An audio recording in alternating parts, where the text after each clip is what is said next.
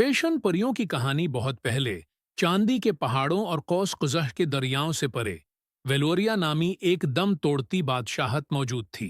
विलोरिया में फैशन महज सजावट नहीं था, ये जिंदा जादू था। कपड़े तूफानों को प्रस्कून कर सकते हैं, जोते गुमशुदा मुसाफिरों को घर की रहनुमाई कर सकते हैं, और चादरें दिलों को गम से बचा सकती हैं। विलोरिया के हर बच्चे ने इब्तिदाई तौर पर जान लिया था कि धागों में एहसासात होते हैं और रंग ताकत रखते हैं। अहमर ने हिम्मत दी, नीला अमन लाया, गोल्ड ने उम्मीद को मुतासिर किया। जमीन का जादू लोम ऑफ एट्रेंटी के जरिए बहता है, एक कदीम आसमानी लोम जो वक्त के आगाज से ही फैशन परियों की हिफाजत में है। फिर भी जब तकबर जड़ पकड़ता है तो जादू कमजोर होता है। विलोरिया के पुरस्कून गोशे में आर्या नामी एक आजिज लड़की रहती थी। वो एक यतीम थी, जिसकी परवरिश एक बूढ़े दर्जी ने की थी, जिसका ख्याल था कि कपड़ों से रूहों को गरमाना चाहिए, अना को नहीं। जब उसका इंतकाल हो गया, आर्या को उसकी छोटी सी दुकान विरासत में मिली, और एक अजीब सी चांदी की सुई, जो कि जब भी वो मोहब्बत से सलाई करती थी चमकती थी। एरिया ने किसानों, नानबाइयों और बच्चों के लिए कपड़े डिजाइन किए हैं। सादा होने के बावजूद इसकी तख्लीकात में गर्मजोशी और खुशी थी। एक रोता हुआ बच्चा उसके उसकारिफ में मुस्कुरा देता, एक थकी हुई माँ अपने लिबास में हल्का महसूस करती। आर्या से नावाकिफ वो पहली फैशन परी की आखिरी औलाद थी, जिसे खूबसूरती और मेहरबानी के दरमियान तवाजुन की हिफाजत के लिए मुंतखब किया गया था। शाही महल में वेलोरिया की सबसे मशहूर डिजाइनर लेडी मिरावल रहती थीं। उसके गाउन ने आंखों को चमका दिया, लेकिन फख्र और रश्क से बने हुए थे। उसका ख्याल था कि फैशन का वजूद सिर्फ शहरत के लिए है। हर साल बादशाही ने आसमानी फैशन फेरी टेल फेस्टिवल का इनेकाद किया, जहां अजीम तरीन डिजाइनर धागों का ताज जीतेंगे, एक साल के लिए लोम ऑफ एट्रेंटी पर कंट्रोल हासिल करेंगे। मिरावल ने किसी भी कीमत पर जीतने का मंसूबा बनाया। चुपके से उसने अपने कपड़ों को डार्क आईने से चोरी किए गए साए से रंग दिया, जिससे बादशाही की खुशी खत्म हो गई। आहिस्ता आहिस्ता रंग फेंका, लोगों ने ज्यादा बहस की, मुस्कुराहटें बिखर गईं। विलोरिया के फैशन का जादू टूट रहा था।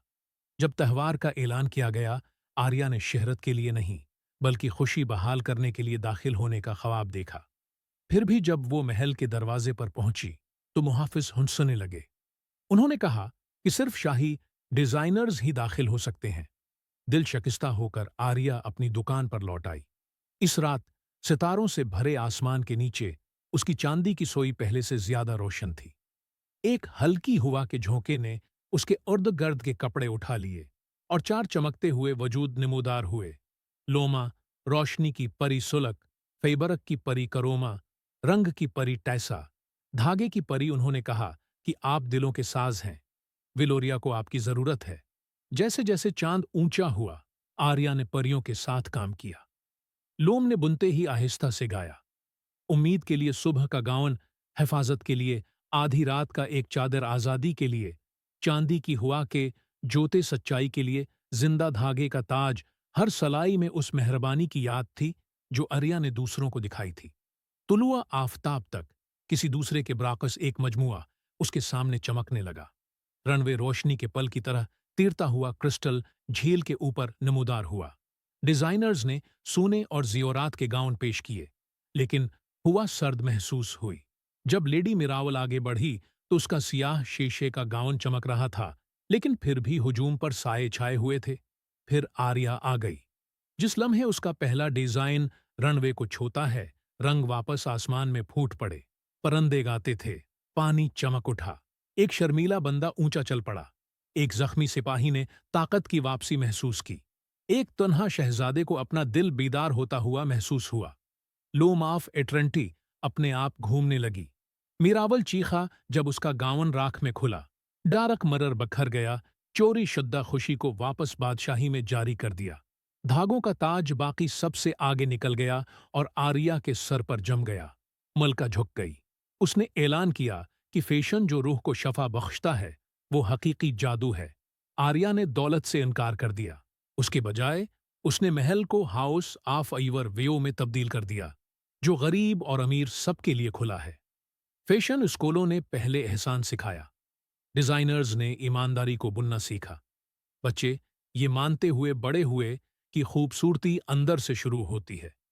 फैशन की परियां फख्र से देखते हुए लोम की तरफ लौट गईं और इस तरह विलोरिया एक सुनहरी दौर में दाखिल हुई जहां हर लिबास ने एक कहानी सुनाई, हर सिलाई में मोहब्बत थी और फैशन खुद एक परियों की कहानी बन गया। देखें दोस्त, अगर आप हमारा चैनल सब्सक्राइब कर देंगे तो आपका क्या जाएगा।